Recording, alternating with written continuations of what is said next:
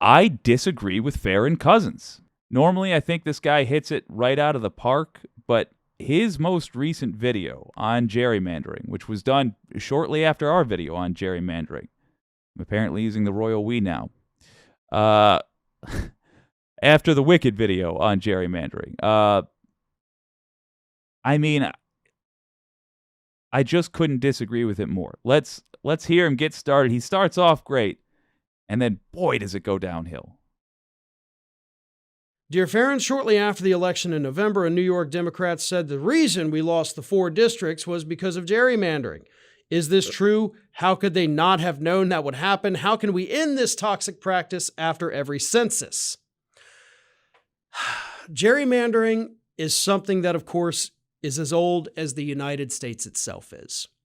And that is definitely a problem. We have had Supreme Court rulings. We've had state Supreme Court rulings. We have had changes to the way things are done, changes again once a Democrat or Republican takes over from the previous Democrat or Republican. So how do we end this toxic practice? Honestly, I don't think we can. And I never like giving answers that basically say, nothing you can do about it. Here it is. Deal with it. Mother effer, what? There's a hell of a lot we can do about it. I've got a video. And, he hasn't earned the, there we go. He hasn't earned the letting me leave him with a goofy face on. There's a ton we can do about it.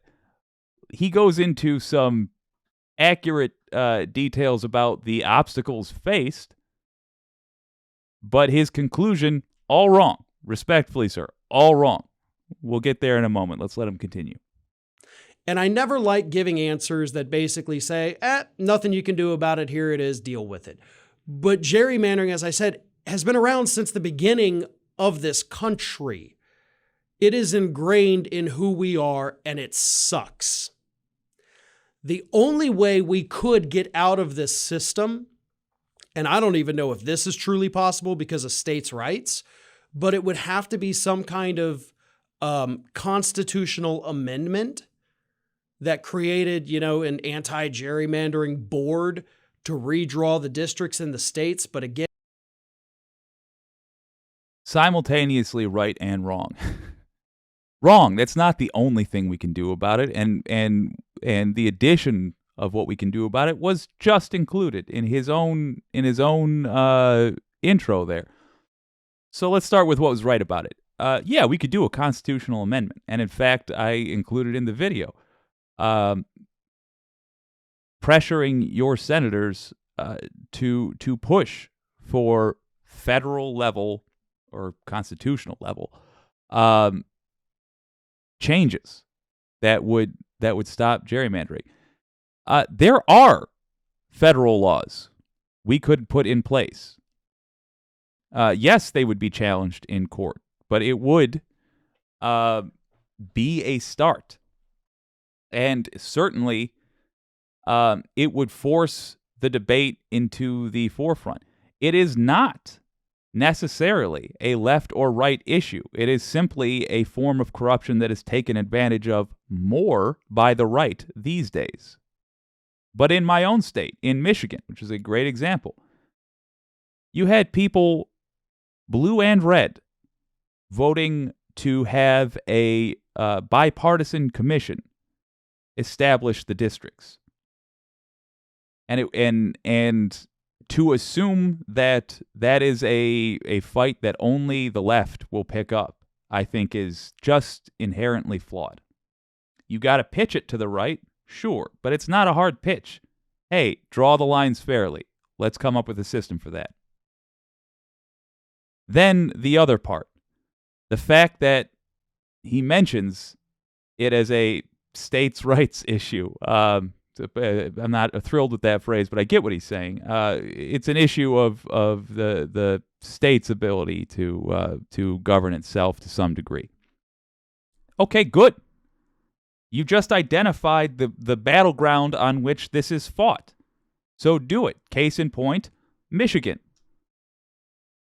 From 2012 till 2020, till 2022, we had Republican Congress in our state, or a Republican legislature. Yet, for every voting year except one, it was primarily in favor of Democrats. So what happened in 2020? Well, we redrew the districts because we passed a rule at the state level that defined how we would draw the districts, and we were going to do it fairly. And it worked, and you can do it. And in the description, I have links to guides to help you with this, multiple guides. I also have a link to the video which sums up those guides. And in that video, there's even more simplified links. You can click on one, get started, but it boils down to this: contact your representative. Tell them you want them to support this. In other words, organize politically. Just make your voice heard to your representative.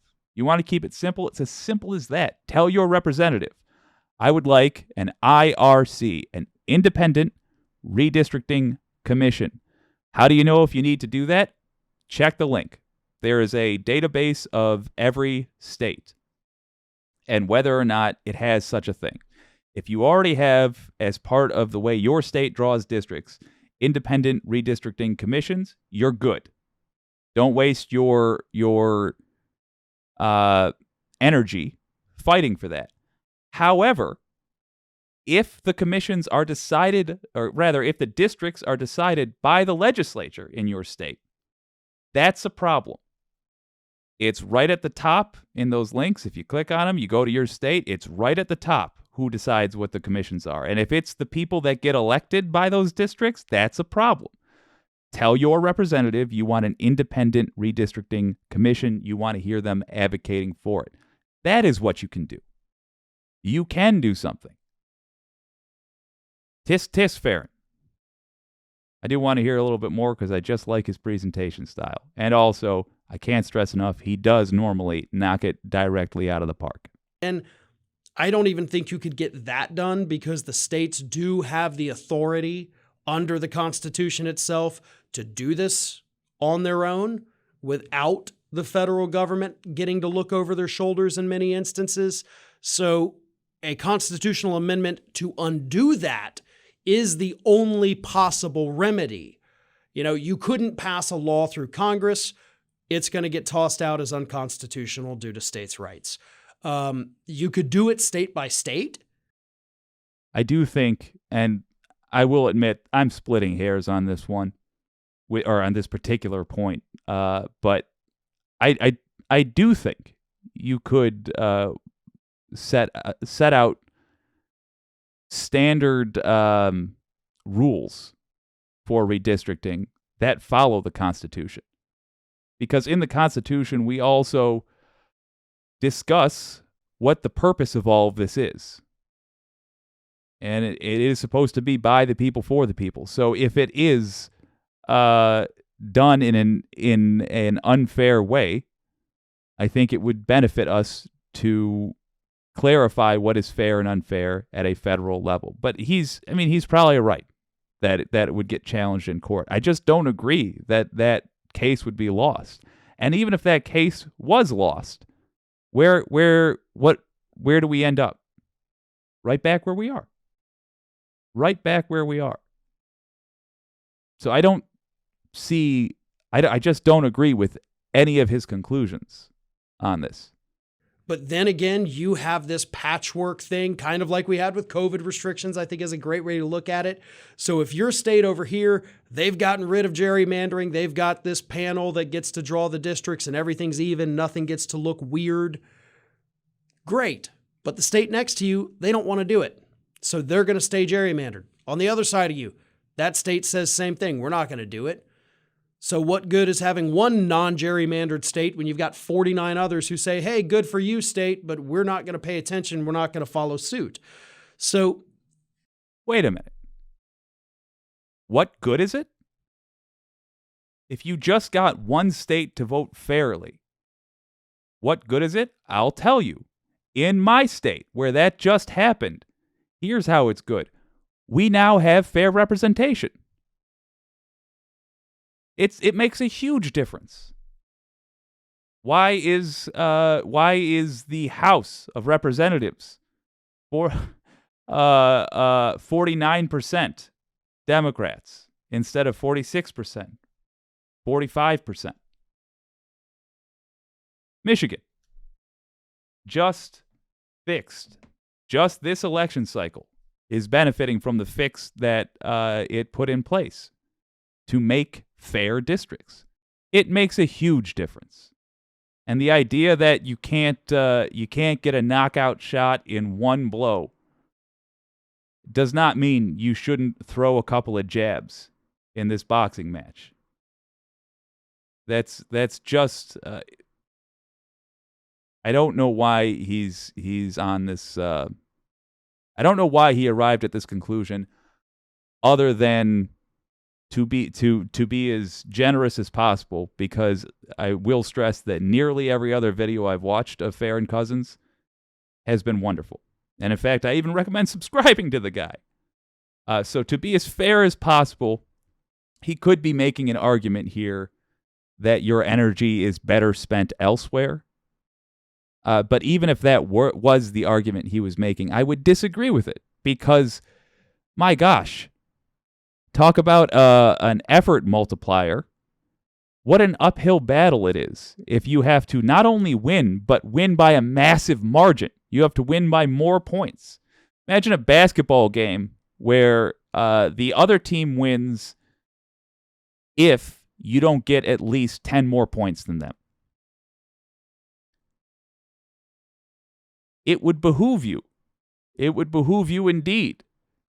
In fact, a basketball tournament where the other team wins if you don't get 10 more points than them. It would behoove you to get that rule undone against every team that you play. But if you can't accomplish that, getting that rule undone against as many of the teams as you play as that you are going to play as possible is also in your interest.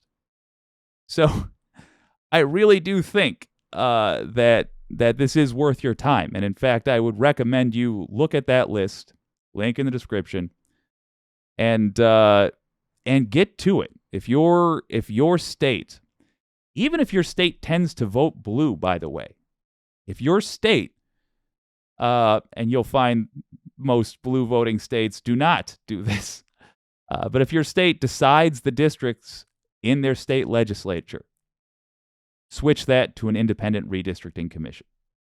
Plain and simple. I would normally want to finish out Farron Cousins, play the whole video, but I don't want to keep dunking on the guy. The point is made. There is a link to his video if you want to watch the whole thing in the description. And given that it's a 2 for Tuesday, we're going to wrap up pretty soon here. Real Bill P says Farron lives in Florida in Matt Gaetz' district. I believe he has lost hope. Oh my gosh, yeah, that poor guy. He's got to be struggling. I sympathize, man. Oh well, he'll get him tomorrow.